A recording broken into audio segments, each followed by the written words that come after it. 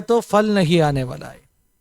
फल हम पहले कुरिन्थियों 3 अध्याय से उसका 9वां आयत पढ़ा था। पहले कुरिन्थियों अध्याय 3 उसका 9वां आयत हम उस भाग में देखा, हम परमेश्वर का सहकर्मियों में और तुम परमेश्वर का खेती है। और तीसरा बात, तुम परमेश्वर का एक इमारत है। तो हम कल सुना था एक खेती को कैसे एक किसान तैयारी करते, किसान एक खेती को कैसे एकदम फलदार एक अच्छा खेती बनाते, उसके बारे में कल हम सुना था। मैं आज भी उसी वजन से कुछ बातों में आपको सिखाना चाहता हूं। उसी वजन से परमेश्वर का वजन का एक विशेषता है, कितना दिन एक ही वजन से प्रचार करेगा तो भी उस वजन का गहराई खत्म होता नहीं है। ये परमेश्वर का वजन का एक विशेषता, एक आयत के अंदर क्या क्या गुप्त संदेश रखा है मालूम है। एक वजन के अंदर कितना गहरे का रहस्यों को, भेदों को रखा है मालूम है। ये परमेश्वर का वजन का ही विशेषता है। तो उधर हम सुना हम खेती है। मैं कल आपको बता के दिया था एक खेत कैसे तैयार करते। जंगल था, उस जंगल को जला के अच्छा से पानी से सींच कर और उस मिट्टी को एकदम खोद के मुलायम बनाकर फिर उसमें बीज बोने वाला है। सही है ना। जब किसान बीज बोएगा, किसान का आशा उस खेती से बहुत फल लाना चाहिए। किसान बहुत आशा रख के खेती को बनाए। अपना किसान कौन है? भला नहीं, प्रभु अपना किसान है। हम परमेश्वर के दासों किसान नहीं है, हम परमेश्वर के दासों सिर्फ सहकर्मियों में। हालेलुया, सिर्फ सहकर्मियों में। हालेलुया, हम परमेश्वर का दासों सिर्फ सहकर्मियों में। खेती परमेश्वर का है, खेती परमेश्वर का है। यीशु ने एक बार ऐसे कहा, मैं अच्छा दाक लदाए। यीशु खुद का बारे में क्या कहा? मैं अच्छा दाक लदा है।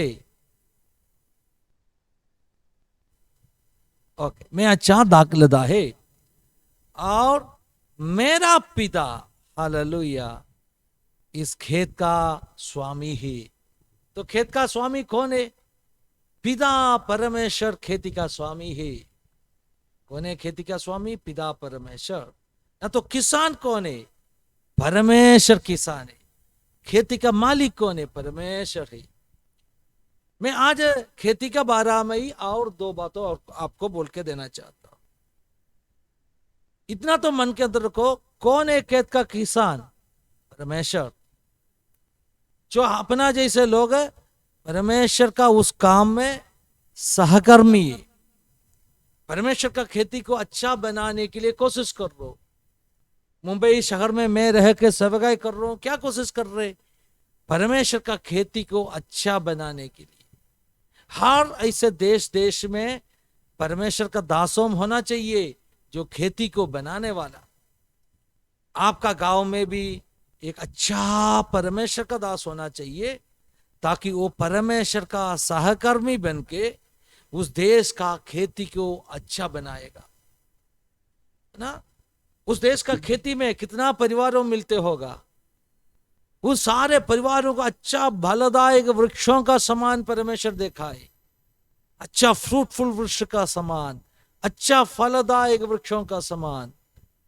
एक खेती के अंदर अलग अलग तरह का जाड़ों होते हैं ना, वैसे परमेश्वर का खेती के अंदर भी अलग अलग तरह का फल लाने वाला बहुत सारा वृक्षों को लगाया है। हम सभी लोग परमेश्वर का खेती के अंदर का वृक्षों में। वृक्ष से हमें क्या मांगते? वृक्ष से फल मांगते, वृक्ष से फल मांगते। ध्यान से सुन लीजिए, अगर आपका खेती में आपने एक आम का पेड़ लगाया, सोच लो, ना तो एक फणस का पेड़ लगाया, 1 साल में तो फल आने वाला नहीं है। उसके लिए बहुत इंतजार करना पड़ेगा। कुछ खेती होते 1 ही साल में आपको उपज मिलेगा। चावल का बीज बोया, चावल का दाना बोया, 3-4 महीने में वो बड़ा हो जाएगा ना, और उसको साल लगेगा नहीं फसल उड़ाने के लिए। कुछ महीने के अंदर चावल का खेती से आपको फसल मिलेगा। लेकिन एक आम वृक्ष लगा, एक आम का वृक्ष लगाया, क्या आपको 1 साल के अंदर फल मिलेगा? नहीं मिलेगा। आज का जमाना में ऐसे नया नया आम का पेड़ों आते जल्दी फलने वाला, लेकिन मामूली रीति में सोचो, एकदम एक देशी आम लगाया हम, कोई अभी का नया आम नहीं है, देशी आम लगाया, उसके लिए काफी साल लगेगा। मेरे गांव में तो ऐसे आम का वृक्ष था 10 साल 15 साल बाद में बहुत बड़ा होने के बाद में फल आते। तो एक आम का वृक्ष को लगाया, उसमें से फल आने के लिए काफी साल लगेगा। और किसान का आशा क्या है? किसान का आशा, इस आम का वृक्ष से मुझे फल चाहिए। किसान बहुत इंतजार कर रहे, इस वृक्ष से फल मिलने के लिए किसान बहुत इंतजार कर रहे। अभी मामूली रीति में 10 साल में एक वृक्ष से फल आना चाहिए, लेकिन अगर 10 साल में फल नहीं आया तो किसान दुखी हो जाएगा, है ना, क्योंकि उन्होंने बहुत मेहनत किया है। हम कोई भी बीज बोया, समय में उससे फल नहीं आया तो हम दुखी होने वाला है। वैसे ही है परमेश्वर। परमेश्वर किसान है, अच्छा किसान है। जो खराब हो गया, जंगल पकड़ के पकड़ा था, अपना जीवन को बदला और अच्छा बीज, वजन का अच्छा बीज अपने अंदर बोया है। क्या आशा रखे बोया है? हमसे फल आएगा सोच के। और हम जो आयत पढ़ा उसका एक आयत में हालेलुया, उसका आगे लिखा है, ओ हालेलुया नहीं, कल हम पढ़ा था उस वजन में, कल सुबह अपना कलीसिया में शायद पढ़ा होगा, तीमुथियुस का पत्री में ऐसे एक आयत कल हम कलीसिया में पढ़ा था। किसान फल को चाहते, और पहले का फल कौन खाना चाहिए? किसान खाना चाहिए। आप कृपा करके, आपका हाथ में बाइबल है, जरा निकालिए 2 तीमुथियुस 2 अध्याय का उसका 6वां आयत पढ़ लीजिए। 6वां आयत 2 तीमुथियुस 2:6।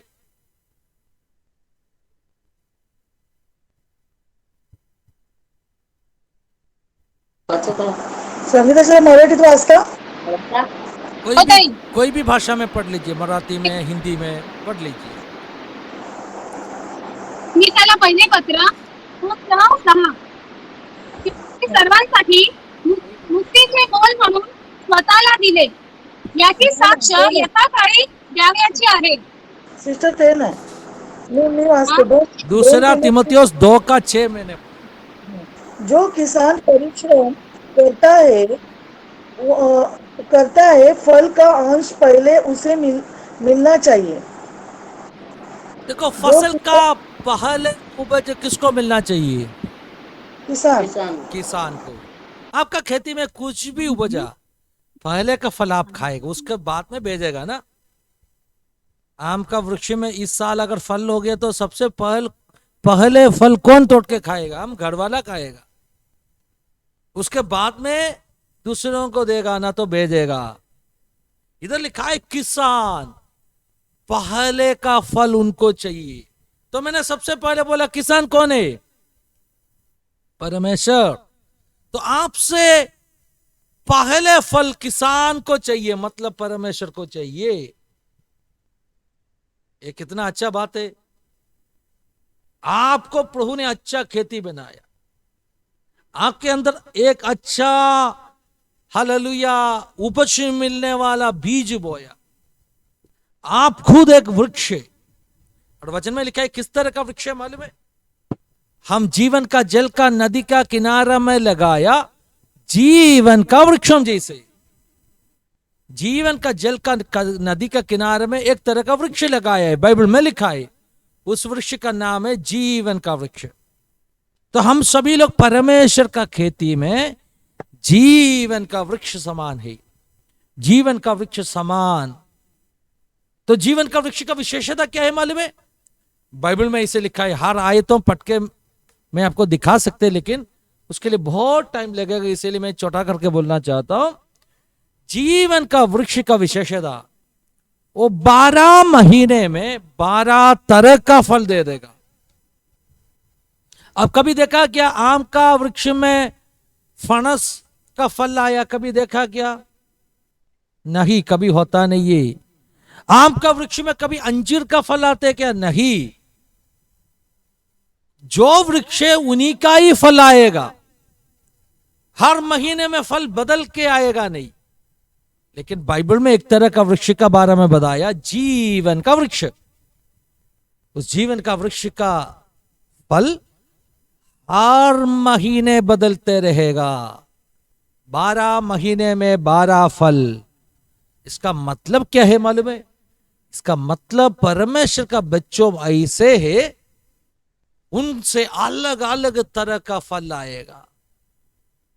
तो उस वृक्ष से किसान कितना खुश होते। आप जरा कल्पना में देखो ना, आपका कोई भी वृक्ष हो, आपका जमीन में, आपका खेती में, हाँ एक आम का वृक्ष है, कितना महीने उसमें से फल आएगा? क्या साल भर फल मिलेगा क्या? साल में एक ही बार फल मिलेगा, सही है ना? साल में एक ही बार फल मिलेगा। तो बाकी अभी देखो, ये साल में एक ही बार बोले तो 1 महीने के लिए, 2 महीने के लिए आम का वृक्ष फलने वाला है, तो पूरा फल 1-2 महीने में खत्म हो जाएगा। बाकी 10 महीना कुछ भी नहीं है, ऐसे खाली पड़ा है। हाँ, उसी आम का वृक्ष में से 1 महीना आपको आम मिला, दूसरा महीना आपको अनार मिला, तीसरा महीना आपको अंजीर मिला, चौथा महीना आपको क्या मिला? अंगूर मिला। हालेलुया! अब कितना खुश हो जाएगा। कितना लोग सुन रहे मुझे? सही बोल रहे क्या मैं? अरे मेरा आम का वृक्ष से ये महीने में आम, अगले महीने में अंजीर, तीसरा महीने में अनार, और उसके बाद में अंगूर। अरे ये तो क्या ना, एकदम एक चमत्कार का वृक्ष है। किसान कितना खुश हो जाएगा। तो मैंने कहा आप परमेश्वर का खेती है, परमेश्वर किसान है। किसान को क्या चाहिए? फल चाहिए। आपका जीवन से परमेश्वर को सबसे अच्छा फल मिलना चाहते, सबसे अच्छा फल। और जब परमेश्वर ये देखेगा, परमेश्वर ये देखेगा हर महीने मेरा बच्चा नया नया फल ला रहे, कितना खुश हो जाएगा परमेश्वर। हर परमेश्वर का बच्चा का जीवन से, हर परमेश्वर का बच्चा का जीवन से अच्छा फल आना चाहिए। हर महीना परमेश्वर खुश होने वाला फल आना चाहिए। हमें जीवन का वृक्ष के बारे में और भी कुछ बातों बताएगा। तो आपने बोला पास्टर, हर चीज के लिए एक ऋतु रहते हैं ना, एक सीजन रहते हैं ना। जैसे ऋतु बदलेगा फिर कैसे आएगा? कोई भी वृक्ष हो, अकाल का समय में कौन सा वृक्ष में फल आने वाला है? आएगा क्या? अकाल का समय में सभी वृक्षों का पत्तों मुरझाएगा, गिर जाएगा, फल बिल्कुल नहीं आएगा, क्योंकि अकाल का सीजन है। धूप इतना ज्यादा है, पानी बिल्कुल नहीं है, बारिश नहीं है, धरती से ओस ऊपर उठ के आता नहीं, इतना सूखे समय क्या फल आएगा? नहीं आएगा। लेकिन जीवन का वृक्ष का विशेषता, अकाल का समय में भी वो फलेगा। कैसे कैसे कैसे फलेगा? यिर्मयाह ने लिखा हुआ भविष्यवाणी, उस पुस्तक में 17वां अध्याय में लिखा है, यहोवा पर जो भरोसा रखा हुआ जन, मतलब परमेश्वर पर जिस व्यक्ति भरोसा रखा है, उस व्यक्ति नालिया का किनारा में लगाया वृक्ष का समान है। अब जरा देखो, आपका गांव से एक नदी बहते, उस नदी में 12 महीने अगर पानी बहते तो कितने भी सूखे वर्षे उस नदी का किनारे में खड़ा ये वृक्ष हरा रहेगा। सही है ना? बाकी सभी वृक्ष मुरझ जाएगा। जो ऐसे पहाड़ों के ऊपर जो लगाया वृक्षों सब मुरझ जाएगा, क्योंकि उधर पानी उपलब्ध नहीं है। लेकिन तराया में जहां से नदी बहते, उस नदी का किनारा में खड़ा ये वृक्ष कभी भी सूखने वाला नहीं है, मुरझ जाने वाला नहीं है। यिर्मयाह का पुस्तक 17वां अध्याय में यहोवा पर आश्रय रखने वाला, भरोसा रखने वाला कैसे रहेगा उधर लिखा है। जरा आप खोल के पढ़ लीजिए, यिर्मयाह 17 का 7 और 8 पढ़ लीजिए। धन्य है वह पुरुष जो यहोवा पर भरोसा रखता है, जिसने परमेश्वर को अपना आधार माना हो।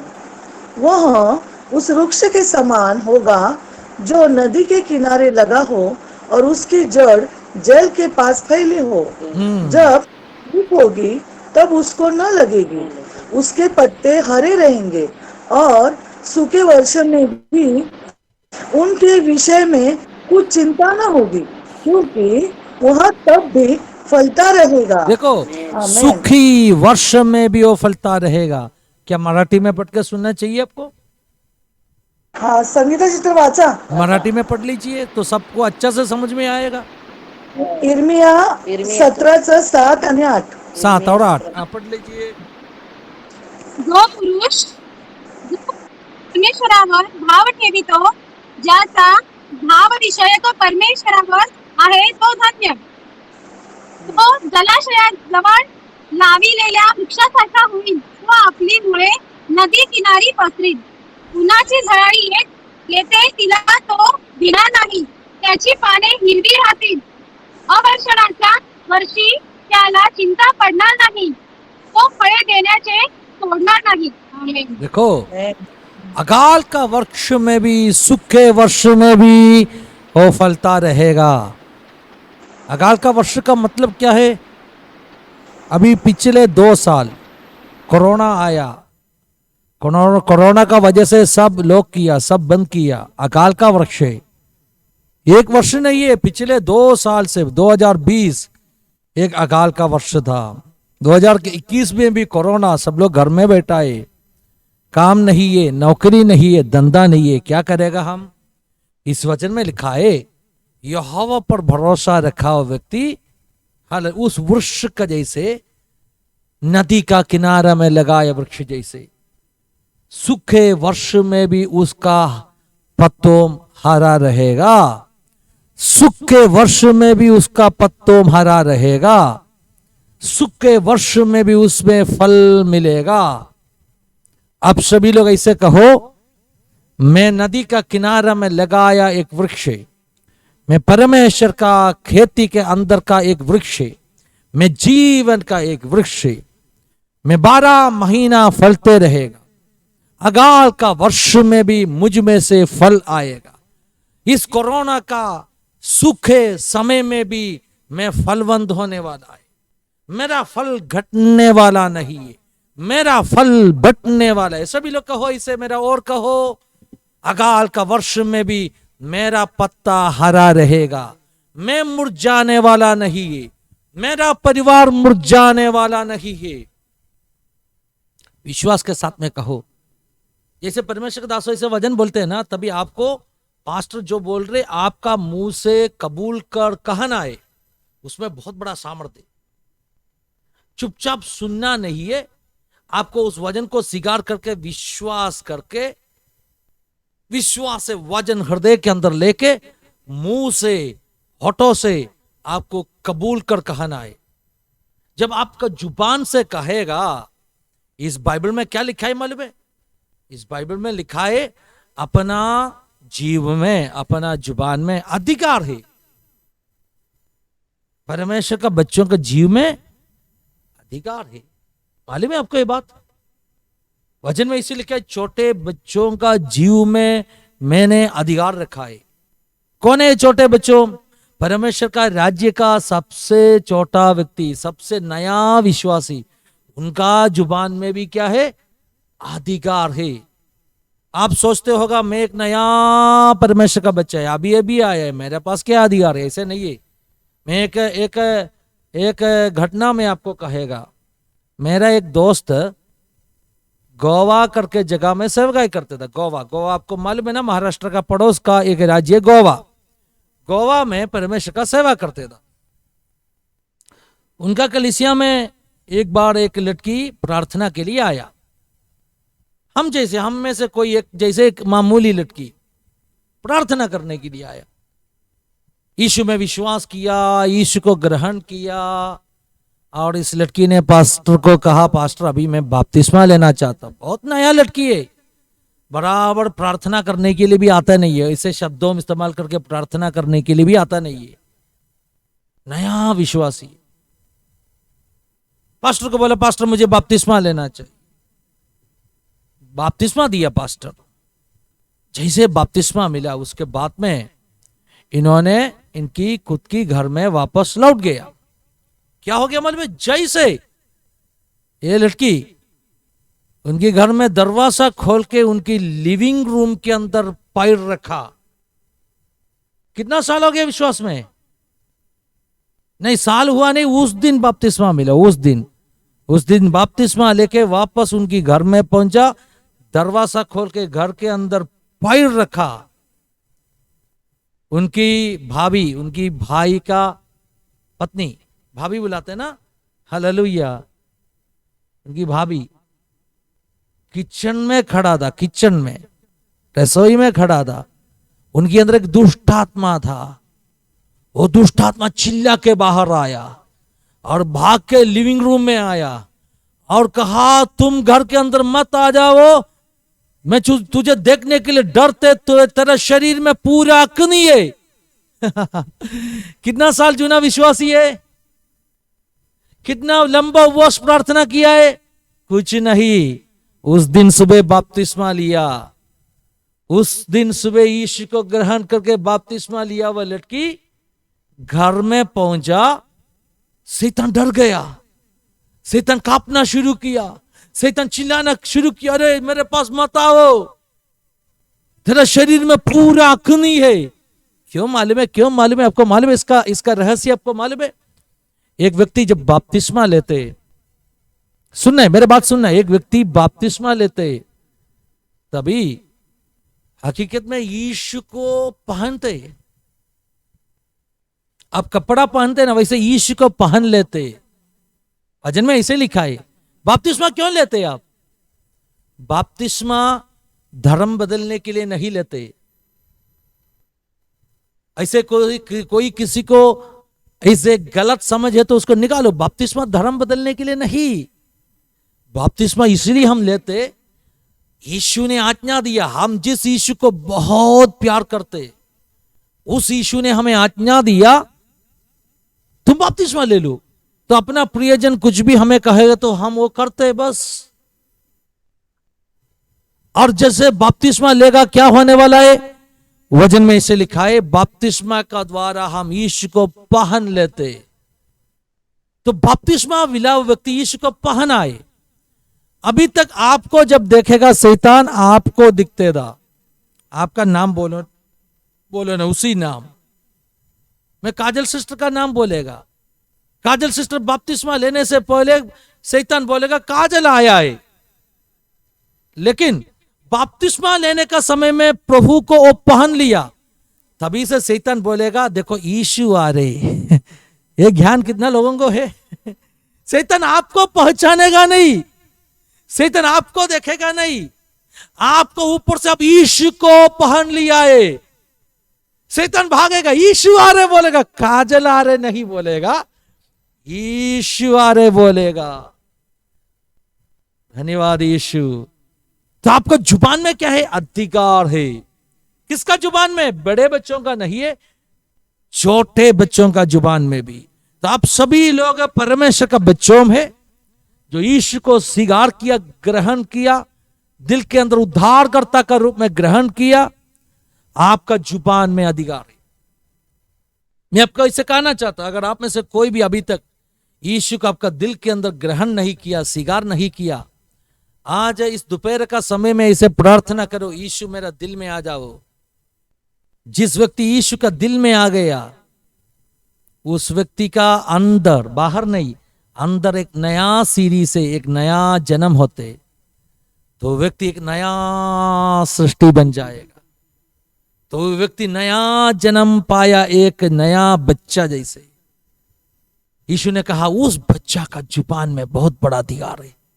तो आपको वचन सुनेगा, क्या करना है?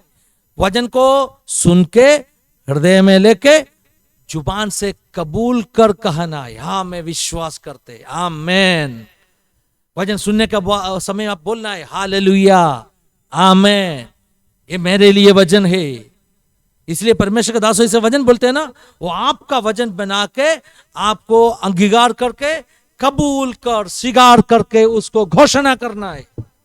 तो मैंने क्या कहा, आप बोलो, सभी लोग मुंह खोल के बोलो, मैं एक जीवन का वृक्ष है। सब लोग कहो ना, मैं एक जीवन का वृक्ष है, मैं यीशु का खेती में लगाया जीवन का वृक्ष है, जीवन का वृक्ष है, यीशु का खेती में लगाया जीवन का वृक्ष है। यीशु के खेती में लगाया। आमेन, आमेन, आमेन। सूखे वर्ष में भी मैं मुरझाने वाला नहीं है। सूखे वर्ष में भी मुरझाने वाला नहीं है। ऐसे कहो, ये कोरोना से सब कुछ बंद हो गया, इस समय में भी मैं मुरझाने वाला नहीं है। कोरोना से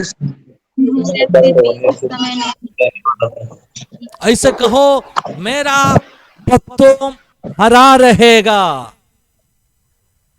मेरा पत्ता हरा रहेगा, इस वर्ष में भी मैं फल लाएगा, इस वर्ष में भी फल लाएगा, और मेरा किसान, ओ उसके लिए मेरा फल बहुत आनंददायक बनेगा। आमेन। मेरा तालियां बजाकर प्रभु को धन्यवाद दे दीजिए। आमेन, आमेन, आमेन, आमेन, हालेलुया। अविश्वास करो, अविश्वास करो। धन्यवाद यीशु। अभी आप म्यूट कर सकते हैं, मैं और भी कुछ वचनों बोलना चाहता हूं। अभी आप म्यूट कर दीजिए, सब लोग म्यूट कर दीजिए। अभी मैं कुछ वचनों और भी बोलना चाहता हूं। तो देखो, हम किस तरह का वृक्ष है? नदी का किनारा में लगाया वृक्ष है, जीवन का वृक्ष है। कौन सा नदी? कौन सा नदी? बाइबल में एक नदी का बारे में बता के दिया है। उस नदी है पवित्र आत्मा का नदी। उस नदी को दूसरा एक नाम भी दिया है, जीवन का जल का नदी, जो अपना विश्व में बह रहे नदी। कौन सा नदी है? पवित्र आत्मा का नदी। हम लोग पवित्र आत्मा का सामर्थ्य को अनुभव कर रहे हैं ना, वो अपना बीच में से बहते पवित्र आत्मा का नदी को हम अनुभव कर रहे। उस नदी का जल को बुलाते जीवन का जल, अपना आत्मिक प्यास को मिटाने वाला जल। तो ये जीवन का वृक्ष है, उस नदी का किनारा में लगाया है। कौन सा नदी? जीवन का जल का नदी का किनारा में। और इस वृक्ष में क्या होने वाला है? हर महीना फल आने वाला है। सूखे वर्ष में भी वो फलवंत होने वाला है। 12 महीने में 12 तरह का फल। तो परमेश्वर के बच्चों, मैं आपको कहना चाहता हूं, कोई भी ऋतु हो, आप फल लाने वाला। कोई भी समस्या का समय में आप फल लाने वाला। आपका गांव में प्रभु ने आपको ऐसे एक व्यक्ति बनाया है, एक जीवन का वृक्ष का जैसे। और जीवन का वृक्ष का और एक विशेषता क्या है मालूम है? उसका पत्तों हालेलुया, खाएगा तो कोई भी बीमारी है वो चंगा हो जाएगा। मैं अभी पानी पी रहा था। मैं मेरा पत्नी को बोला, इस पानी में कुछ तरह का पत्ता डाल के उबाल लो। क्यों? क्योंकि हमें जान दे, कुछ पत्ता है ना, कुछ पत्ता ऐसे औषधि है। मैं बोला थोड़ा पत्ता डाल के क्या करो, इसको उबाल के दे दो। तो उन्होंने जाके मुझे पानी लेके आया एक तरह का पत्ता डाल के। तो अपना विश्वास क्या है, वो पत्ता में बहुत बड़ा औषधि है, वो पिएगा तो अपना शरीर में बल आएगा। सही है ना, कुछ पत्ता डाल के उबाल के हम पीते हैं ना, ऐसे आयुर्वेदा में कितना तरह का पत्तों हम इस्तेमाल करते हैं। बाइबल में लिखा है ऐसे एक वृक्ष के बारे में, उस वृक्ष का नाम है जीवन का वृक्ष। उस वृक्ष में जो पत्तों में होते उसका पत्ता कोई भी तोड़ के खाएगा तो कुछ भी बीमारी चंगाई हो जाएगा, कैंसर चंगाई हो जाएगा, HIV चंगाई हो जाएगा, एड्स, दुनिया सबसे अधिक डरने वाला कुछ बीमारी का नाम मैंने बोला। मैं कल एक परमेश्वर का दास का गवाही सुन रहा था, आपको सुनना है उस गवाही? बहुत आश्चर्यपूर्ण गवाही है। एक परमेश्वर का दास, उन्होंने, मेरा गांव का है लेकिन महाराष्ट्र में आके एक महाराष्ट्रीयन लड़की के साथ में शादी किया, और अभी एक पास्टर है, उसका गवाही। वो मेरा गांव से भाग के आया बॉम्बे में। जैसे 10वां कक्षा पूरा हो गया, पापा ने कुछ उनके ऊपर गुस्सा किया, वो घर छोड़ के भागा। केरला से एक ट्रेन पकड़ के वीटी स्टेशन में उतरा। रहने के लिए कोई जगह नहीं है, इसलिए वीटी स्टेशन का बाहर रात को सोया। जो केरला से एक बैग कपड़ा सब लेके आया था, एक बैग वो सिर पे रखे सोया, और बहुत बड़ा क्या ना गर्मी था, इसलिए उनका शर्ट निकाल के रखे सोया था, जूता भी निकाल के रखा था। सुबह जाके उठा, सिर का नीचे बैग नहीं है, निकाल के रखा शर्ट नहीं है, पैर में जो जूता था वो भी नहीं है, कोई लेके गया। अभी केरला से भाग के आया लड़का, सिर्फ एक पैंट पहन के वीटी स्टेशन का बाहर खड़ा है, क्या करेगा, कहां जाएगा?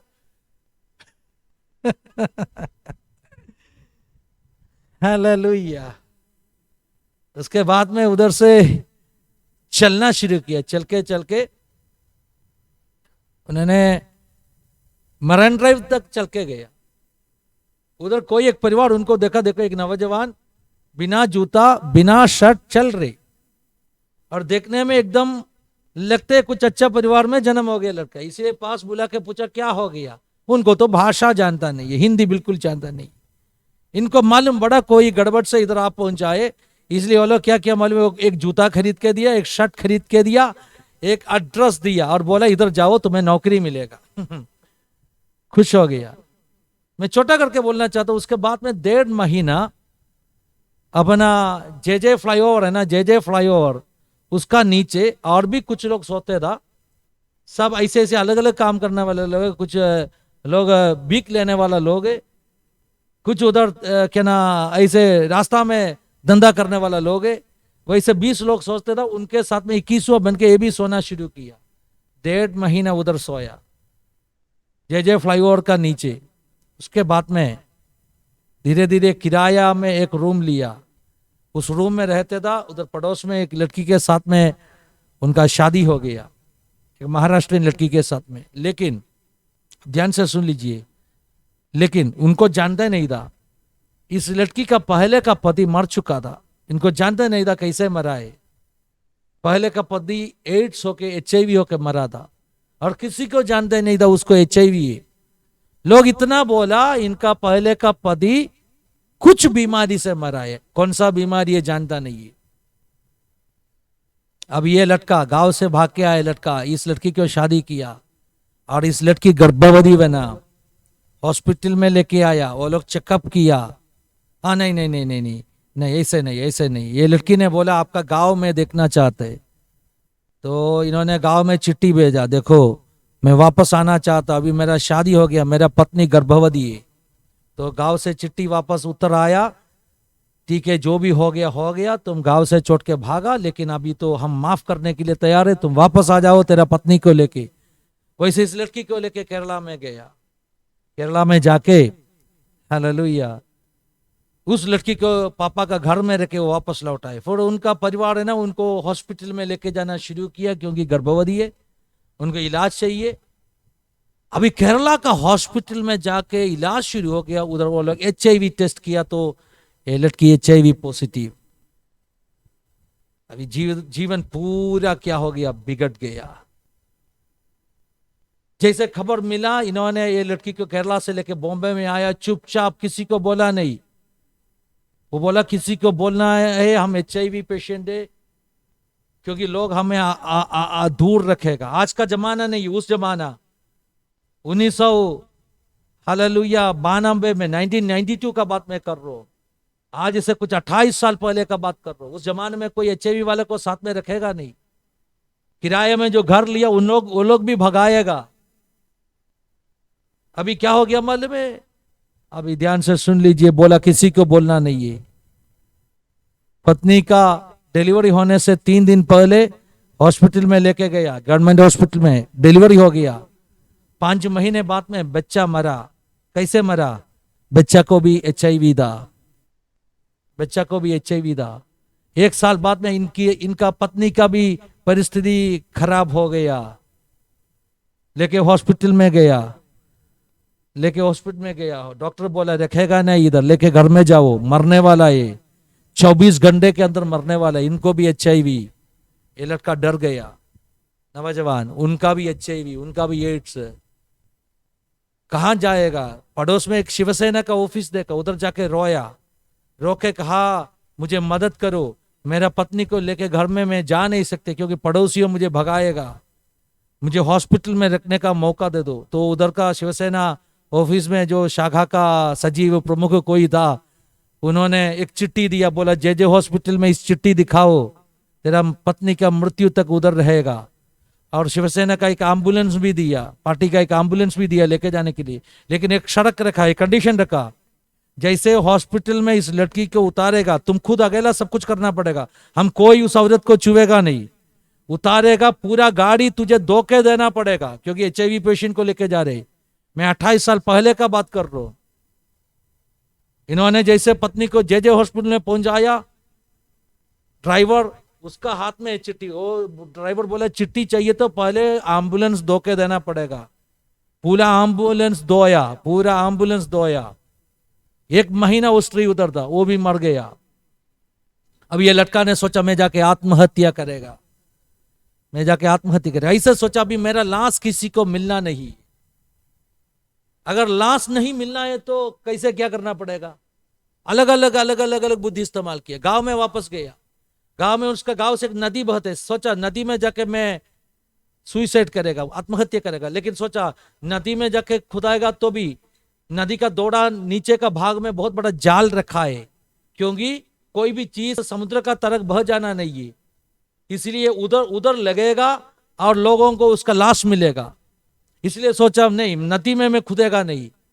तभी सोचा मैं एक काम करेगा, त्रिशूर, अपना कलिसियांडी का जगह है, त्रिशूर में रेलवे स्टेशन में जाएगा और रेल पटरी में मेरा सिर रखेगा। क्यों सिर रखेगा? क्योंकि सिर टूट गया तो फिर लोग पहचानेगा नहीं ये कौन मरा है। एक अनाथ प्रेत, एक अनाथ लाश, बस।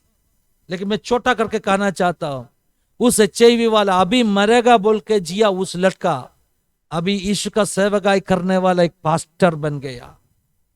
कैसे बन गया? अभी तंदुरुस्त है, प्रभु ने उसको चंगाई दिया। यीशु से कुछ भी असंभव नहीं है। कैंसर, HIV, उससे बड़ा बीमारी कुछ है क्या? कोरोना सब उससे बहुत छोटा है प्यारो। कोरोना से बहुत बड़ा काफी बीमारी, लेकिन आजकल कोरोना को सबसे अधिक लोग डरते हैं, है ना, क्योंकि इतना शीघ्र से फैल रहे। इसीलिए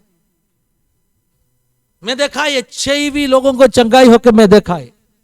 आपको मालूम है कितने लोग HIV लोगों के लिए मेरा हाथ रखे, मैंने प्रार्थना किया। मुझे अभी भी याद में है, बॉम्बे में ऐसे एक जगह में मैं सेवकाई करने के लिए गया। हालेलुया। प्रार्थना का बीच में एक लड़की कुछ 20-25 साल का होगा, प्रार्थना का बीच में मेरा कान में कहा, पास्टर मैं HIV पॉजिटिव है, क्योंकि मेरा पति बहुत गलत जीवन बिताते था। उस कारण से मैं HIV, वो तो मर चुका, अभी मैं HIV पॉजिटिव, छोटा बच्चा है मेरा। ओ धन्यवाद यीशु। मैं एकदम हिल गया, उनके सिर पे हाथ रख के प्रार्थना की, यीशु इन्हें चंगाई दे दो। वैसे ही मुंबई में चंबूर करके जगह में माहौल करके एक चाली है, माहौल माड़ा का कॉलोनी, उधर माड़ा कॉलोनी, उधर हम सेवकाई करने के लिए जाते था। एक दिन मैं उधर सेवकाई करने के लिए गया तो अपने कलीसिया के एक लड़का उधर रहता था, अजय कुमार करके, अजय कुमार उसका नाम था उस समय का कलीसिया का। बहुत, अभी वो लड़का इधर नहीं है बॉम्बे में। उन्होंने मुझे बोला पास्टर एक परिवार के लिए प्रार्थना करने आप आएगा? मैं बोला जरूर आएगा। कहाँ में? इसका नीचे का फ्लोर में। क्या हो गया? उस घर का औरत स्त्री HIV होके, एड्स होके एकदम लास्ट स्टेज में, घर के अंदर वो लोग रखता नहीं है, डर का मारा, डर का वजह से। घर का बाहर जो कॉरिडोर होते हैं ना, अब समझ लो वो जो माहौल माड़ा कॉलोनी चाली जैसे, तो दो घर का बीच में जो रास्ता होता है ना कॉरिडोर, उधर एक काट डाल के उसमें उसको सुलाया है, मरने के लिए छोड़ा है। घर का अंदर नहीं, बाहर। ऐसे बोले हो तो दो घरों का बीच में जो रास्ता होता है उधर एक काट डाल के मरने के लिए छोड़ा एक औरत। मैं जाके उनके लिए प्रार्थना किया। जैसे प्रार्थना किया उनकी शरीर से दुष्ट आत्मा बाहर आया, चिल्ला के बाहर आया, हालेलुया। और उनकी शरीर से उस दुष्ट आत्मा जैसे निकल गया, वो स्वस्थ हो गया, वो चंगा हो गया। शनिवार को प्रार्थना किया, शनिवार को, सोमवार से वो काम में जाना शुरू किया। कितना लोग मुझे सुन रहे? HIV को यीशु चंगाई करेगा। अभी मरने के लिए छोड़ा औरत, शनिवार को प्रार्थना किया, सोमवार से काम में जाना शुरू किया। अभी बहुत साल हो गए मैं उधर जाता नहीं है, क्योंकि उस कलीसिया से मैं ट्रांसफर होके मीरा रोड में आ गया। अभी उस कलीसिया का दूसरा पास्टर चलाते, इसलिए मुझे जानता नहीं है उस इलाका में कौन कौन है। बहुत पहले का बात मैं कर रहा हूं। तो हम कौन है? हम जीवन का वृक्ष, 12 महीने में 12 फल और अपना पत्ता, जीवन का वृक्ष का पत्ता कोई भी खाएगा तो कोई भी बीमारी है चंगाई होने वाला है। क्या आपका यह बात विश्वास है? यीशु का बच्चा एक जीवन का वृक्ष जैसे, आपका पत्ता खाएगा तो कोई भी बीमारी चंगा हो जाएगा। आपका पत्ता खाने का मतलब क्या है? आपका फल खाने का मतलब क्या है? आपका पत्ता, आपका फल खाने का मतलब, आपका पत्ता है, आपका फल है, आपका प्रार्थना, आपका पवित्र जीवन। यीशु उनका चेलों को क्या कहा मालूम है? यूहन्ना का सुसमाचार अध्याय 15 में यीशु कहा, तुम बहुत फल लाते, इसलिए मैं बहुत खुश है। चेलों किस तरह का फल लाते था? चेलों बीमार लोगों के लिए प्रार्थना करते था, चेलों सुसमाचार बताते था, चेलों गांव गांव में जाके यीशु के बारे में बोलते था, चेलों दुष्ट आत्माओं को निकालते था। उसको यीशु क्या बुलाया? फल बुलाया। तो आप जब किसी को सुसमाचार बताएगा, अब किसी बीमार व्यक्ति को यीशु के बारे में बोल के दे देगा, अब किसी बीमार व्यक्ति के चंगाई के लिए प्रार्थना करेगा, आप बहुत फल लाते हैं, स्वर्ग खुश हो जाएगा। किसान क्या चाहते? किसान आपसे फल चाहते। आपका गांव में अनेक लोगों के लिए आप एक जीवन का वृक्ष बन जाओ। अब सोचेगा पास्टर मेरा जीवन में क्या शक्ति है, मैं कैसे जीवन का वृक्ष बनेगा, है ना? मैं कैसे लोगों को चंगाई देगा? देखो मैंने क्या कहा, मैं एक व्यक्ति के लिए प्रार्थना किया, वो चंगाई हो गया। कैसे चंगाई हो गया? क्या मुझ में कुछ खूबियत, कुछ खासियत है? नहीं। फिर कैसे? मुझे प्रभु ने लगाया है जीवन का जल का नदी का किनारा में, तो मेरा जड़ उस नदी से पानी खींचते। हेलो, सुन रहे आप लोग मुझे? वो जीवन का जल का नदी कौन से? पवित्र आत्मा का नदी। तो आप जब पवित्र आत्मा का नदी से पिएगा, आप अभिषेक पाएगा, पवित्र आत्मा का सामर्थ्य आपका शरीर में आएगा। आपको मालूम है उस नदी जीवन का नदी, जीवन का नदी का मतलब क्या है? उस नदी के बारे में बाइबल में ऐसे लिखा है, इस नदी कहां भी पहुंचेगा तो उधर मुर्ज गया मरे हुए प्राणियों जीवित हो जाएगा। इस नदी का विशेषता क्या है? इस नदी का एक बूंद पानी कोई भी मरे हुए जानवर का ऊपर गिरेगा तो ठप वो जी उठने वाला है। हाँ, इस नदी का विशेषता वैसे ही है। इस नदी कहां भी पहुंचते हैं, उस नदी, कौन सा नदी? क्या मैं बहुत सरल बना के बोल रहे ना, सबको समझ में आ रहे हैं ना? कौन सा नदी? पवित्र आत्मा का नदी। जहां भी पहुंचेगा उधर मरे हुए प्राणियों जीवित होने वाला है। ऐसा विशेषता इस नदी को है। तो आप जीवन का जल का नदी से आप पिएगा, पवित्र आत्मा का नदी से आप पिएगा, क्या होने वाला? मतलब सबसे पहले आपका शरीर में जहां जहां कमजोरी है, मरे हुए अवस्था है, उधर सब जीवन आएगा। मालूम है आपको? पवित्र आत्मा का अभिषेक आप पाएगा, भरपूरी आप पाएगा। क्या हो रहा है आपका शरीर में? आपका शरीर में जहां बीमारी है, जहां कमजोरी है, उधर एक चंगाई, उधर एक नयापन, उधर एक नयापन। फिर यीशु ने क्या कहा? फिर यीशु ने कहा, जो प्यासा है मेरे पास आ जाओ और जीवन का जल पियो। जो पीने वाला का अंदर से और नदी बहेगा। इसका मतलब क्या है? आपके शरीर में आत्मा का बहुत बड़ा अभिषेक आप पाया, पवित्र आत्मा का सामर्थ्य आप पाया। अब कोई भी घर में जाएगा तो आपके अंदर से उस घर के अंदर नदी बहना शुरू करेगा। तो क्या होने वाला है?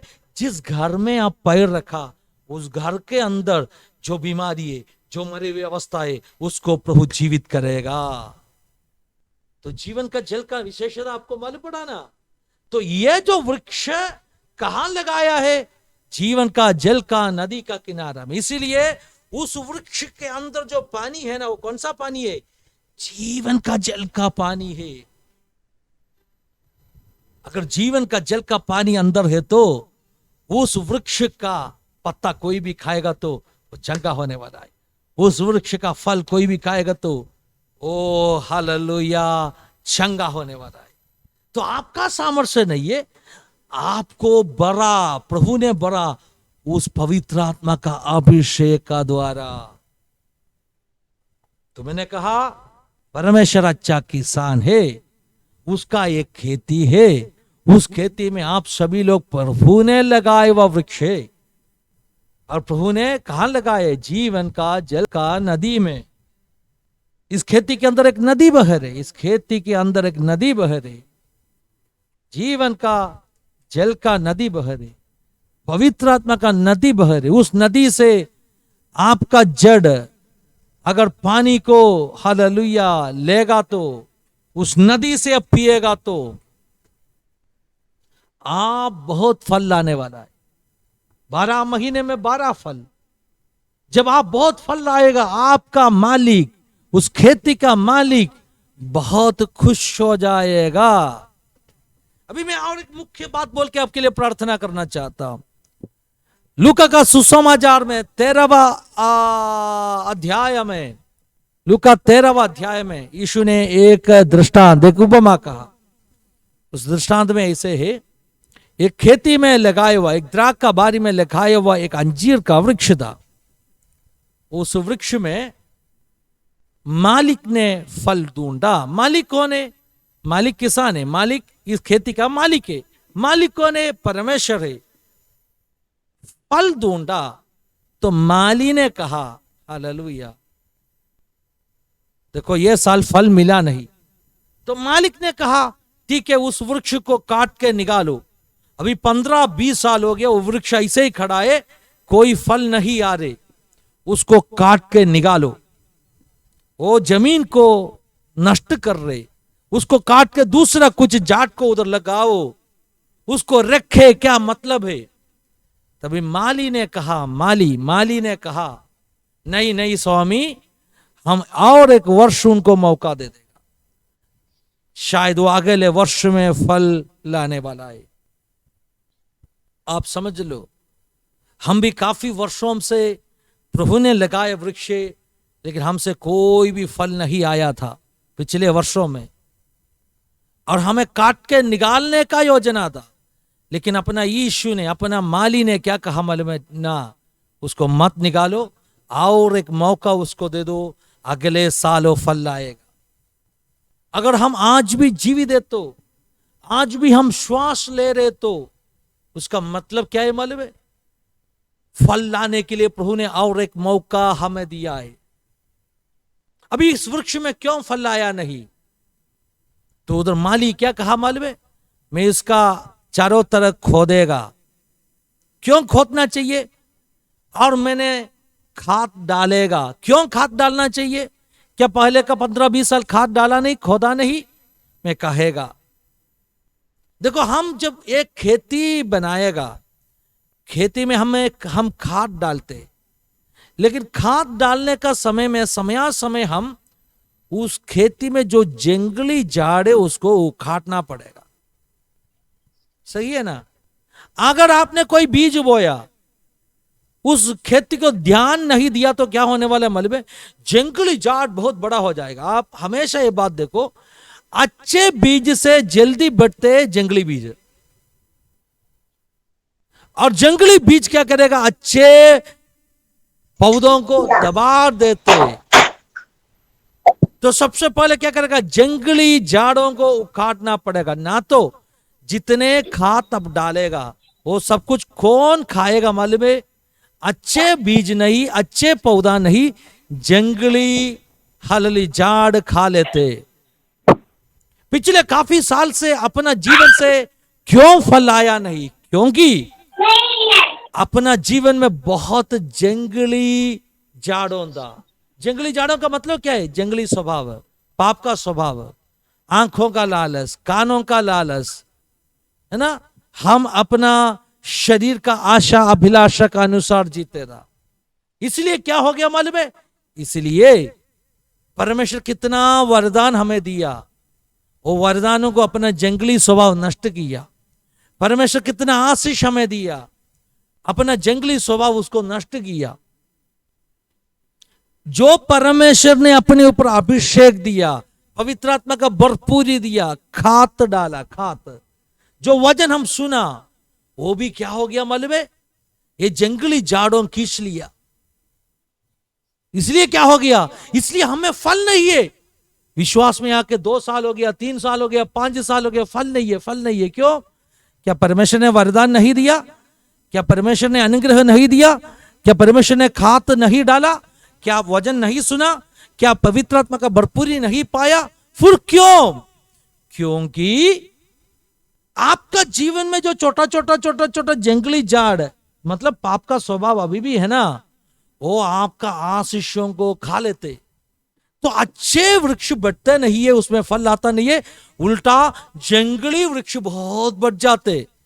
इसलिए माली ने कहा पहले एक काम करेगा, हम इस जो वृक्ष का चारों तरफ खोदेगा, खोद के निकालेगा। किसको निकालेगा? अच्छा वृक्ष को नहीं, जंगली झाड़ों को निकालेगा। अगर जंगली झाड़ को निकालने के बाद में खाद डालेगा, तो सींचेगा, तो पूरा पानी, पूरा खाद किसको मिलेगा? जो अच्छे वृक्ष को मिलेगा। आज सुबह इसे प्रार्थना करो, प्रभु मेरा देश में मुझे फलवंत होना है, मेरा देश में मुझे एक जीवन का वृक्ष बनना है, मुझ में से 12 महीनों भी फल आना है, मुझ में से ऐसे पत्तों आना चाहिए, उस पत्ता खाएगा तो लोग चंगाई होगा। मुझ में से ऐसे फलों आना चाहिए जिससे मेरा यीशु खुश हो जाएगा। लेकिन मेरे जीवन में अभी भी काफी जंगली स्वभाव है, मुझे माफ करो, मुझे आपका लहू से शुद्ध करो। ऐसे प्रार्थना करो। यीशु आपका लहू से, कलवारी के क्रूस में आपने आपका लहू मेरे लिए बहाया, शुद्ध करो यीशु। सभी लोग आंखों को बंद करके प्रार्थना कर दीजिए। जैसे आप प्रार्थना करेगा, आज इस शाम का समय प्रभु आत्मा का भारी सामर्थ आपका जीवन में उतराएगा, एक नया अभिषेक उतराएगा। क्योंकि जीवन का जल का नदी का किनारा में आप खड़ा है। उससे पहले आपको क्या करना पड़ेगा? आज इस उपवास प्रार्थना का तीसरा दिन, इस उपवास प्रार्थना में पाया हुआ अभिषेक नष्ट होना नहीं। पिछले कितना बार आप लोग उपवास में बैठा, कितना दिन उपवास में बैठा, उस समय आप प्रभु से कुछ पाया है ना, वो सब कुछ इसलिए नष्ट हो गया क्योंकि जीवन में कुछ जंगली जाट था, उसको उखाड़ा नहीं। वो जंगली जाट को ऐसे रखे हम पानी डाला, उस जंगली जाट को ऐसे रखे हम उसके ऊपर खाद डाला, है ना। उपवास में बैठे था, प्रार्थना करते था, लेकिन अपना कुछ स्वभाव, कुछ पाप का स्वभाव हम छोड़ने के लिए तैयार नहीं था। इसलिए आपको मिला हुआ सभी खात, सभी वजन, सभी अभिषेक नष्ट हो गया। छेद वाला डायली में जब डालते वो कैसे नष्ट हो जाते वैसे चला गया। इसलिए आज एक नया अभिषेक इस आखिरी सेक्शन में आपके ऊपर उतराने से पहले अब ऐसे प्रार्थना करो, प्रभु मेरा जीवन में जो जंगली स्वभाव है उसको मैं छोड़ना चाहता हूं, मैं पूर्ण तरह से उखाड़ना चाहता हूं, मेरा जीवन को नया बनाओ, मैं एक नया सृष्टि बनना चाहता हूं, एक नया सृष्टि मसीह यीशु में, एक नया बच्चा का जैसे। बच्चा का स्वभाव कितना अच्छा होता है, कितना मासूम रहते बच्चा, कोई है ना हाल कपट स्वभाव उसके अंदर नहीं, एकदम निष्कपट रहते वैसे, निष्कलंक रहते वैसे बच्चा जैसे मैं बनना चाहता हूं। नया सीरी में जन्म हो गया बच्चा जैसे मुझे बनाओ प्रभु जी, मेरे स्वभावों को बदलो। हर व्यक्ति प्रार्थना कर दीजिए, यीशु मेरे जीवन को समर्पण करते, मेरा स्वभाव को बदलो, यीशु मेरा स्वभाव को बदलो। सभी लोग प्रार्थना कर दीजिए। आज 2-3 मिनट इस काम के लिए इस्तेमाल करो, जीवन को परखने के लिए। मैं बहुत शांत होकर कह रही, क्योंकि इस वजन सीधा आपका दिल के अंदर पहुंच के उधर से कुछ जंगली जाड़ों को आज निकालना चाहता हूं। एक बार उस जो स्वभाव निकल गया ना, आपका जीवन पवित्र बन गया ना, आप एक चमत्कार बनने वाला है। आप में से 12 महीना फल आने वाला है। आप जिस घर में जाकर प्रार्थना करेगा, बीमार लोग चंगा होने वाले, आमेन, हालेलुया, चंगा होने वाले, HIV चंगा होने वाला है। ऐसे कोई भी बीमारी नहीं है जो यीशु चंगाई नहीं कर सकते। ओ शल्खमाना रगा, धन्यवाद। 2-3 मिनट अपने आप को परखो, प्रभु आंखों को बंद कर दीजिए। सभी लोग ऐसे प्रभु से पूछो, प्रभु मेरा कौन सा स्वभाव को मैं बदलना है, आप नहीं पसंद करने वाला कौन सा स्वभाव मेरा जीवन में है, मुझे शुद्ध कर दीजिए प्रभु जी, मेरा जीवन को शुद्ध कर दीजिए। यीशु आपका ले भारी सामर्थ्य मेरे ऊपर आने दीजिए। शल्खमाना रगा, सभी लोग मिलकर प्रार्थना कर दीजिए। छू लो मेरे जीवन को, मेरा जीवन का अंदर ही अंदर जो जंगली स्वभाव है उसको खोद कर निकालो। मेरे आंखों से मैं जो पाप कर रहे, मेरे कानों से, मेरे जुबान से, अगर कभी हम दूसरे के ऊपर, दूसरे का दिल में लगने वाला, ठोस देने वाला बात करने वाला होगा, यीशु शुद्ध करने के लिए कहो, मेरे स्वभाव को बदलो। कभी हम गंदे गंदे बातों देखने के लिए, सुनने के लिए इच्छा रखा हुआ लोग होगा, शुद्ध करने के लिए बोलो अपने आंखों को, अपना कानों को। झूठ बोलने का स्वभाव, पाप करने का स्वभाव, कोई भी शैतानिक स्वभाव अपने जीवन में है तो आपको भूलना नहीं है, आपका अभिषेक खो जाएगा, नष्ट हो जाएगा। एक वर्ष प्रार्थना में आप पाए अभिषेक कुछ दिन के अंदर निकल जाएगा, क्योंकि छेद वाला ढैली में डालते वैसे छेद है, इसलिए निकल जाएगा। आज बोलो, यीशु मेरे उस छेदों को मरामत करो, मेरा उस छेदों को मरामत करो, मुझे शुद्ध करो, लहू से मुझे धो डालो। अगर आपने इसे प्रार्थना किया, अगर आपने ऐसे तैयार हो गया, अभी एक नया अभिषेक आपके ऊपर आने दीजिए। इस उपवास प्रार्थना का इस आखिरी सेक्शन में एक नया अभिषेक हर व्यक्ति के ऊपर गिरने दीजिए।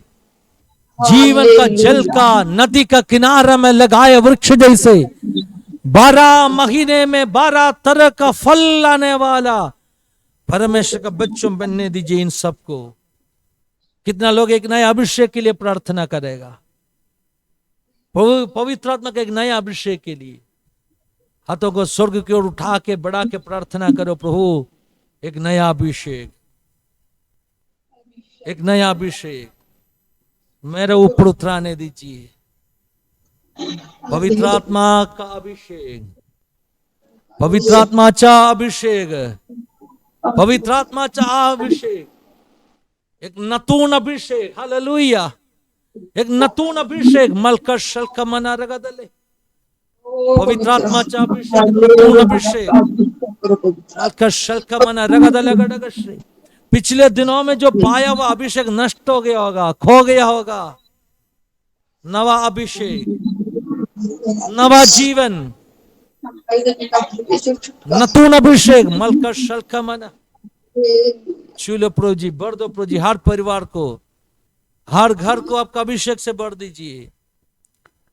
इस वचन सुनने वाला हर परमेश्वर का बच्चों के ऊपर एक नतून अभिषेक आने दीजिए प्रभु जी।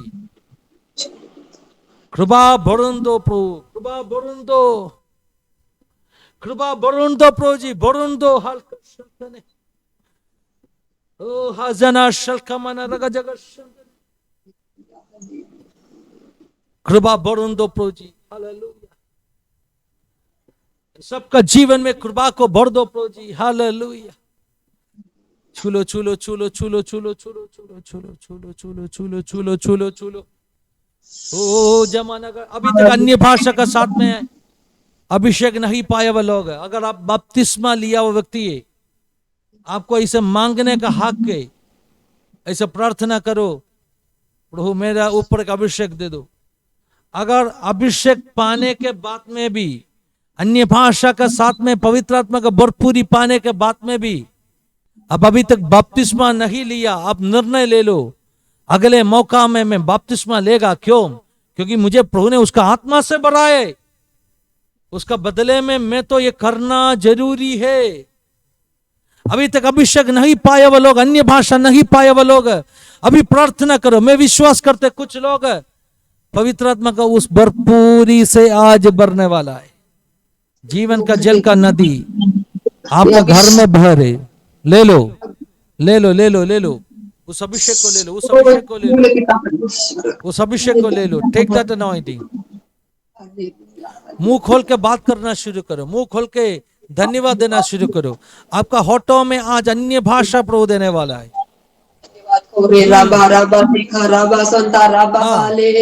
शेगमाना रगदा लगडग शल्खमना, अन्य भाषा के साथ में बात करो। मना शल्खे मना रगगे, प्रभु आपको बढ़ रहे, आत्मा आत्मा आपके ऊपर आ रहे। चूलो चूलो चूलो चूलो, बढ़ दो बढ़ दो बढ़ दो, कृपा बढ़न दो, कृपा बढ़न दो, कृपा बढ़न दो, कृपा बढ़न दो, कृपा बढ़न दो। मलकर शल्खने शामना रमथने। हाँ हाँ हाँ, बात करो, प्रभु से बात करो। अन्य भाषा बोलेगा इसका मतलब आप प्रभु से बात कर रहे, आप प्रभु से बात कर रहे, आप प्रभु से बात कर रहे। मजन शल्खमना। सिस्टर आपके ऊपर बहुत बड़ा अभिषेक, सिस्टर आपके ऊपर बहुत बड़ा अभिषेक, वैभव आप आपके ऊपर बहुत बड़ा अभिषेक उतराने वाले। पालो, ले लो उस अभिषेक को। Take that anointing. बढ़ दो बढ़ दो बढ़ दो बढ़ दो बढ़ दो बढ़ दो बढ़ दो। हर गांव में अभिषेक, हर गांव में अभिषेक। जाबा शल्खमन रगदले गडग शमथुमन आदले रगदले। छोटे बच्चों के ऊपर अभिषेक। ओ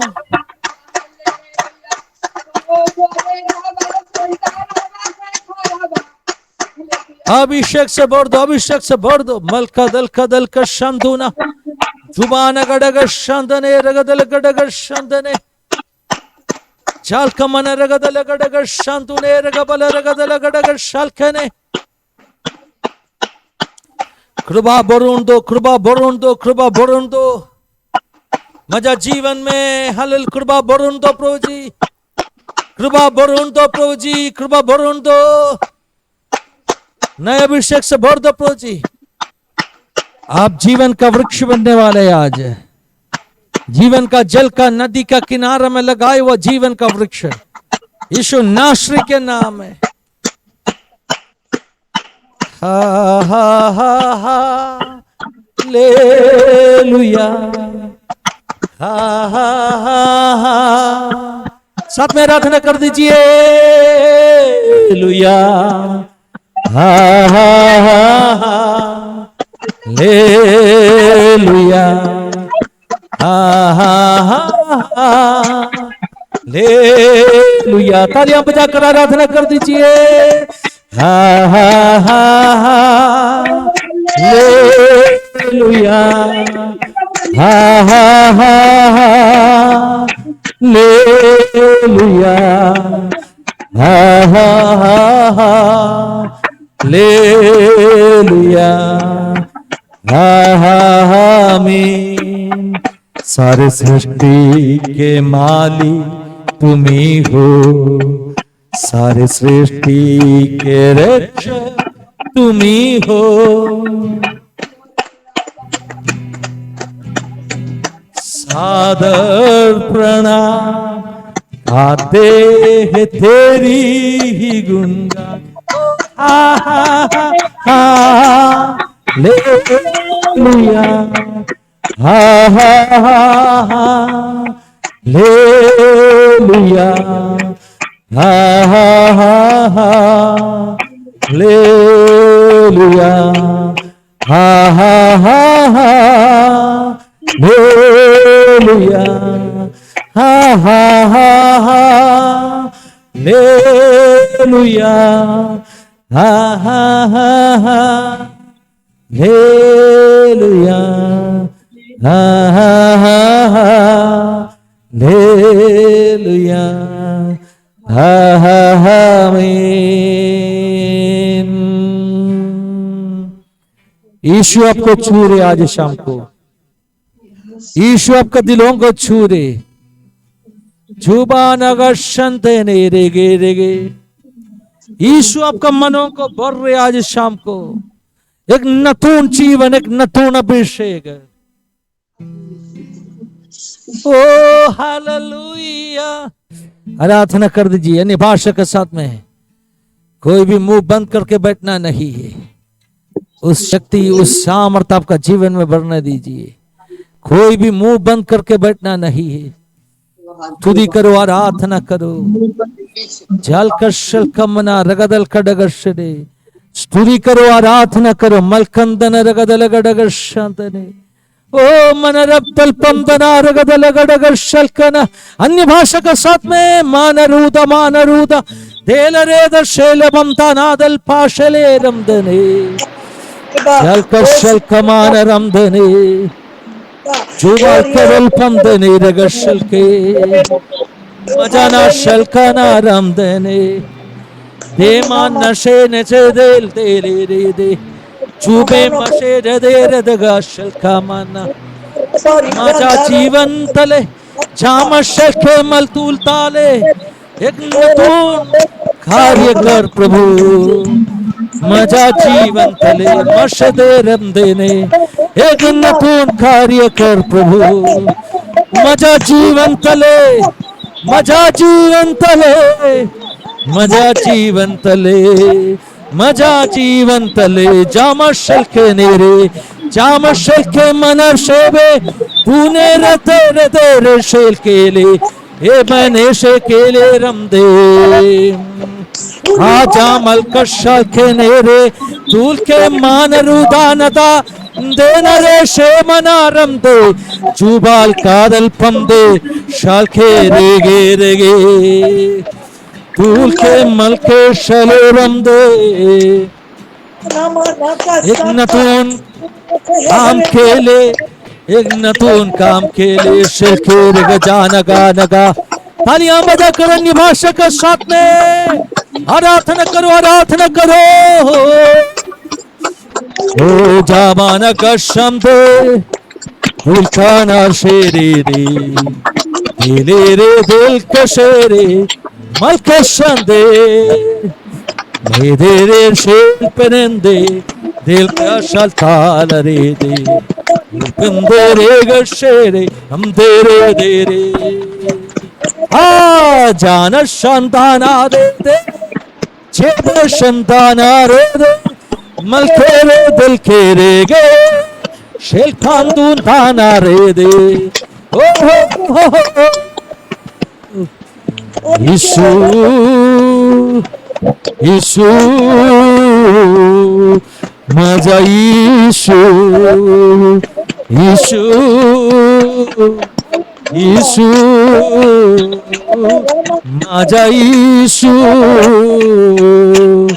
येशू येशू माझा वैद्य येशू येशू येशू माझा चंगा येशू येशू येशू माझा मार्ग येशू येशू येशू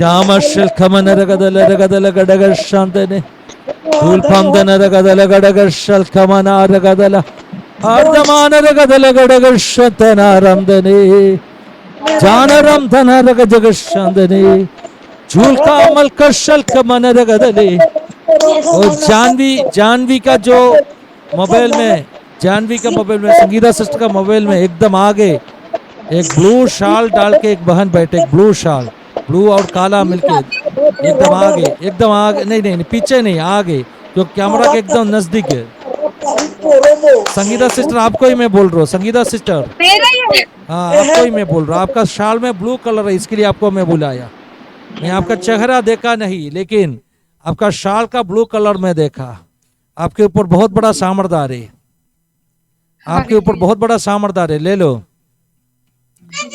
छू लो प्रो जी उनको एक नया अभिषेक से भर दो प्रो जी यस लॉर्ड। अनेक लोगों के लिए उन्हें एक चमत्कार बनाओ जीवन का वृक्ष में से कैसे पत्तों खाएगा लोग चंगा होते वैसे अनेक लोगों के लिए उन्हें एक अभिषेक बनाओ प्रभु जी पवित्रात्मक एक नतून सामर्थ्य पवित्रात्मक एक नतून सामर्थ्य इसी व्यक्त पवित्रात्मक एक नतून सामर्थ्य इसी व्यक्त संगीता सिस्टर के ऊपर आ रहे छूलो प्रभु जी छूलो छूलो छूलो भर दो भर दो भर दो भर दो भर दो भर दो प्रभु जी मार्शल काना ले लो सिस्टर आपके शरीर में अब ले नहीं सकते वैसे अभिषेक उतरा रहे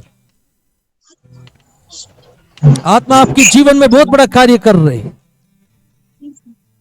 इस दिनों में एक उपयोगी बर्तन बनाने का प्रभु का बहुत बड़ा मकसद रखा है उस कार्य आपका जीवन का द्वारा करेगा इसलिए और समर्पण के साथ में इसलिए और नम्रता के साथ में प्रभु को उपस्थिति में रहो प्रभु बड़े कार्यों आपकी जीवन का द्वारा करेगा हालेलुया छू लो प्रभु जी तालियां बजाकर प्रभु को धन्यवाद दे दीजिए हालेलुया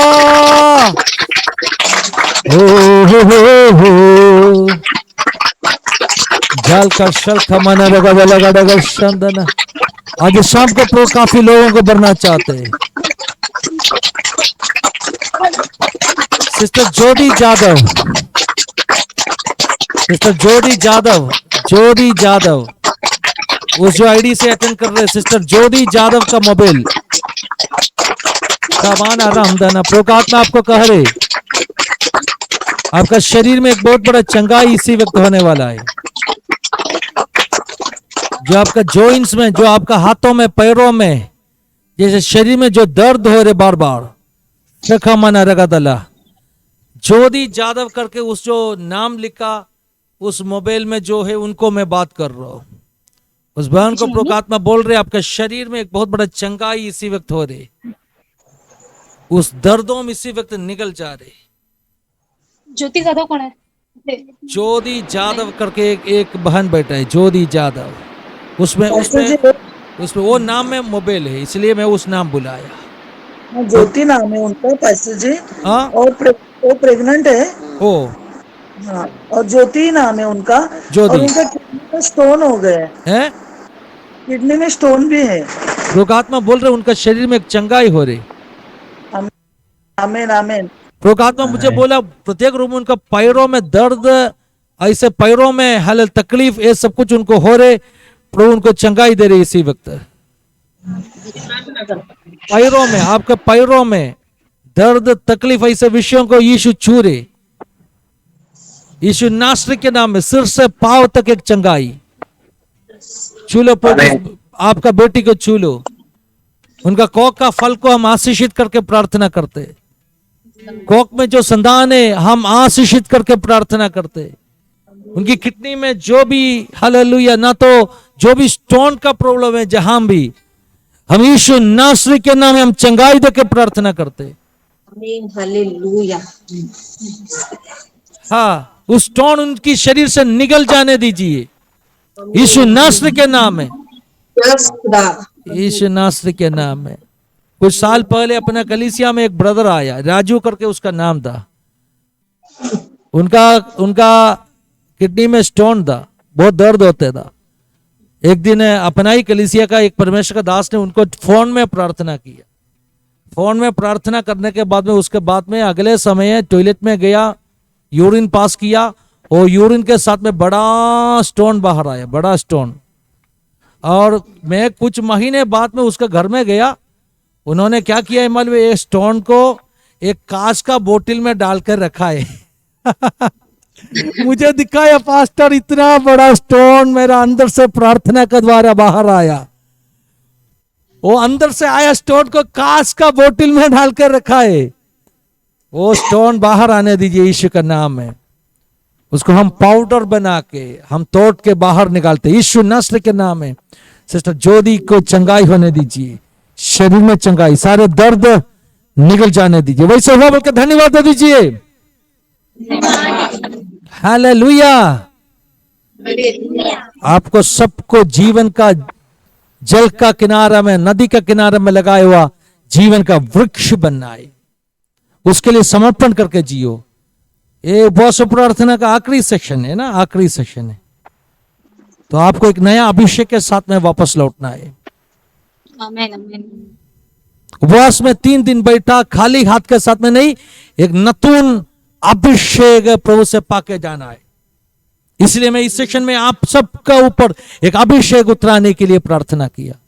अभिषेक का मतलब जीवन का जल है। जिसके अंदर जीवन का जल आया उनका पूरा परिस्थिति बदलने वाला है। वो व्यक्ति आशीष बनने वाला है। काफी लोगों के लिए वो एक चमत्कार बनने वाला है। इस वचनों से प्रभु आपको आशीषित करेगा। God bless you, God bless you. प्रभु आपको आशीषित करेगा। प्रभु को धन्यवाद, धन्यवाद यीशु।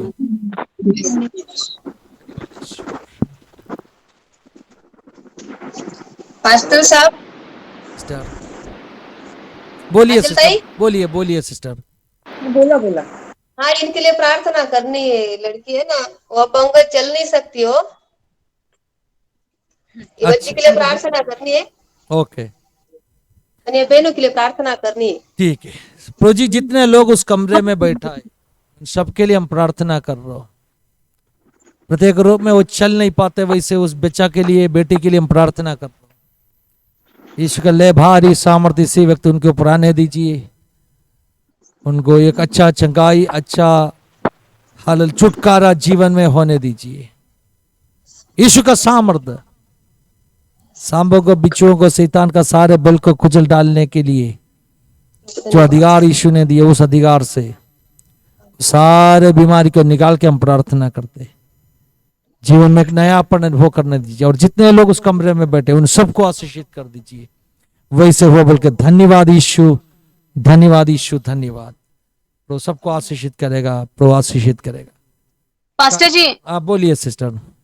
जी हमारे यहाँ अंजलि सिस्टर बैठी है, हाँ। और उनके लिए प्रार्थना चाहिए। अंजलि सिस्टर है ना? हाँ, वो मतलब थोड़ा ना, मतलब हाँ, बाकी लड़कियों जैसी नहीं है। हाँ। मंद बुद्धि जिसे बोलते हैं ना, ऐसा हाँ। चाइल्ड है। उसके लिए प्लीज प्रभु उस अंजलि सिस्टर के लिए हम प्रार्थना करते। इसी वक्त हम इस मीटिंग में प्रार्थना करेगा। आपके एक बहुत बड़ा सामर्थ्य उस बहन के ऊपर आने दीजिए। उनकी बुद्धि को, उनकी तंदुरुस्ती को, उनके शरीर का हर सिस्टम को, व्यवस्था को हम यीशु नासरी के नाम में चंगाई देकर प्रार्थना करते हैं। Yes, Lord. Yes, Lord. शरीर में छुटकारा, शरीर में ईश्वर का भारी सामर्थ्य इसी वक्त उतराने दीजिए, आशीषित होने दीजिए। प्रभु का भय मान के जीने के लिए उन्हें मदद कर दीजिए, समझ को खोल के दे दीजिए प्रभु जी। वैसे हुआ बोल के धन्यवाद, आदर महिमा आपको, यीशु का नाम है। आमेन, आमेन, आमेन। धन्यवाद यीशु। बोला Praise Lord। सबको आशीषित करेगा प्रभु। Sister Praise Lord, sister। बोला अंकित से ये गाली बोल रहे कृष्णा ताई। हाँ जोशना ताई बोलिए, बोलिए कैसे आप? हाँ, और लड़के की शादी करने के लिए सोच रहा है ये महीने में। हाँ वो जरा थोड़ा होने दो और जरा घर की जरा शांति थी चाहिए, इसके लिए प्रार्थना। करेगा, करेगा, आई प्रार्थना में रखेगा। धन्यवाद देते प्रभु जी। जोशना ताई का परिवार के लिए, बच्चों के लिए प्रार्थना करते हैं, घर का अंदर शांति होने के लिए और बच्चा का शादी के लिए हम प्रार्थना करते हैं। उन सारे विषयों में आपका महिमा प्रकट कर दीजिए प्रभु जी, आपका अद्भुत कार्यों प्रकट कर दीजिए। आप हाथ पकड़ के चलाइए, वैसे हो बोल के धन्यवाद, यीशु का नाम है। आमेन, आमेन, आमेन। हाँ पास्टर, मैं स्वाति सिस्टर बात कर रही हूँ। आप बोलिए, आपको बोलिए, आवाज? बोलिए सिस्टर, हाँ, बोलिए, सुन रहा हूँ मैं। मेरे परिवार से प्रार्थना करनी है, हाँ पूरे परिवार, अच्छा, सास ससुर देवर ओ ठीक है। जेठानी पति। मम्मी के घर पे हूँ। हाँ हाँ पास्टर सुन रहे हैं? हाँ सुन रहे, मैं सुन रहा हूँ। मैं सुना मैं उस जो स्वादी, बाकी लोग म्यूट कर दीजिए, बाकी लोग म्यूट कर दीजिए, क्योंकि जो बात करते हैं सिर्फ वही। हाँ बाली सिस्टर म्यूट करा। हाँ ठीक है, म्यूट म्यूट हो गया। बाली सिस्टर, हाँ ताई म्यूट कराना, म्यूट कराना। धन्यवाद यीशु। हम उस जो स्वादी सिस्टर के लिए प्रार्थना करते, उनकी जीवन में एक अद्भुत कार्य कर दीजिए, उनकी परिवार के लिए, उनकी परिवार, उनकी पति और जो भी हालेलुया लोग हैं, उन सब के लिए हम प्रार्थना करते हैं प्रभु जी। घर के अंदर एक आशीष, घर के अंदर एक छुटकारा, घर के अंदर एक नया अनुभव आपने दे दीजिए। शांति लाइए, बढ़ोतरी लाइए, यीशु नासरी के नाम है। उस सिस्टर का जीवन को हम आशीषित करके प्रार्थना करते हैं, यीशु का नाम है। आमेन, आमेन, आमेन। धन्यवाद यीशु। पास्टर जी, बोलिए, बोलिए सिस्टर। हमारे यहाँ साक्षी सिस्टर है, उनको हाँ। थायराइड की बीमारी है, उनके हाँ। लिए चंगाई के लिए प्रार्थना चाहिए। और मेरी नानी है, हाँ। उनके लिए भी चंगाई के लिए प्रार्थना चाहिए, हाथ पैर दर्द करते हैं। ओके, हम साक्षी सिस्टर के लिए प्रार्थना करते हैं, उस थायराइड से पूर्ण रूप में आप चंगाई दे दीजिए। और संगीता सिस्टर का नानी के लिए प्रार्थना करते, प्रभु जी बलवंत कर दीजिए, चंगाई छुटकारा उनसे बोल दीजिए, यीशु नासरी के नाम एक नया बल इसी वक्त आपने दे दीजिए। वैसे बोल के धन्यवाद हुआ, बोल के धन्यवाद, यीशु का नाम है। आमेन, आमेन, आमेन। धन्यवाद मास्टर जी। अब बोलिए जो। मेरे मिस्टर के लिए प्रार्थना करें, जॉब के लिए। ओके ओके, धन्यवाद जॉब यीशु। मिलना अभी जॉब नहीं और है, बपतिस्मा लेना है। अब बपतिस्मा लेना है। हम ज्योति सिस्टर के लिए प्रार्थना करते हैं, उनके परिवार के लिए और उनकी हस्बैंड के लिए विशेष रूप में हम प्रार्थना करते हैं। एक अच्छा रास्ता खोल के दे दीजिए, नौकरी के लिए एक अच्छा अद्भुत काम कर दीजिए और बपतिस्मा लेके आगे बढ़ने के लिए मदद कर दीजिए। और एक बार हम आपने कोक में दिया हुआ आशीष को हम आपका हाथ में सौंप के आशीषित करके प्रार्थना करते, वैसे वो बोल के धन्यवाद, यीशु का नाम है। आमेन, आमेन, आमेन। धन्यवाद पास्टर जी, आप बोलिए। हमारे यहाँ सब जन के लिए हर एक का कोई ना कोई विषय है, उनके लिए प्रार्थना चाहिए। ओके प्रभु जी, हमें संगीता सिस्टर के घर में जितने लोग बैठा है उन सब के लिए एक साथ प्रार्थना करते हैं। इसी दिनों में उन हर व्यक्ति के जीवन में उस जो छुटकारा, उस जो आशीष होने के लिए हम प्रार्थना करते। उन सब का समस्या आप जानते हैं, अगर मैं नहीं जानते तो भी प्रभु जी आप उन सबको अच्छा से जानते, उनका समस्या जानते। आपका बलवंत हाथ रखे, आप छुटकारा दे दीजिए। वैसे वो बोल के धन्यवाद, यीशु मसीह के पवित्र नाम है। आमेन, आमेन, आमेन, आमेन। धन्यवाद यीशु। Hallelujah, hallelujah, hallelujah. सबको आशीषित करेगा, तो सबको आशीषित। Thank you. प्रार्थना खत्म करेंगे। हाँ कदम करेगा। सिस्टर काजल सिस्टर भी कंक्लूड करके प्रेयर करके वाइंड अप कर दीजिए। धन्यवाद धन्यवाद धन्यवाद प्रभु, धन्यवाद प्रभु। Thank you Jesus, thank you Jesus, thank you Lord. प्रभु आज तीसरा दिन में पिता परमेश्वर तो हमसे बातें किया, इसके लिए धन्यवाद करते। सबको अभिषेक से भरा, इसके लिए धन्यवाद करते। प्रभु हमारा स्तुति गान सुना, प्रभु प्रार्थना सुना पिता परमेश्वर, ले लिया वचन से हमें नया बनाया, इसके लिए धन्यवाद करते। पासवान को हमारे बीच में 2 दिन लाया, इसके लिए धन्यवाद करते प्रभु। 2 दिन हमसे बातें किया, इसके लिए धन्यवाद करते प्रभु। और भी ऐसे मीटिंग रखने के लिए हमें सहायता करना प्रभु। और भी प्रभु पासवान के द्वारा हमसे प्रभु तू बातें करना पिता परमेश्वर, और एक मौका देना प्रभु हमारे जीवन में प्रभु। धन्यवाद करते प्रभु। खास करके मीटिंग प्रभु हमारे परिवार को बचाने के लिए, उनके आत्मा बचाने के लिए प्रभु हमने 3 दिन फास्टिंग प्रे रखा था प्रभु। लेकिन तूने बात किया प्रभु कि क्यों नहीं हमारा परिवार बदल रहा है, क्योंकि हमारे अंदर कुछ न कुछ कमी घटी है, और तूने प्रभु हमें प्रकट किया, इसके लिए धन्यवाद करते। लेकिन हम विश्वास करते कि तूने हमें नया भी बनाया है, इसके लिए धन्यवाद करते। और इन दिनों में प्रभु हल्लेलुया हमारे परिवार के लोग भी प्रभु हल्लेलुया प्रभु हमारे साथ प्रभु, तुझे प्रभु तू ही उनका भगवान होगा प्रभु। हम विश्वास करते वो भी तुझे ही मानेंगे, तू तेरी ही सेवा करेंगे प्रभु। हम विश्वास करते प्रभु, क्योंकि तेरा वचन कहता है एक विश्वास करेगा तो पूरा घराना उद्धार पाएगा प्रभु। हमारा ये उपवास प्रार्थना व्यर्थ नहीं जाएगा प्रभु। तूने हमें उत्तर दिया है करके हम धन्यवाद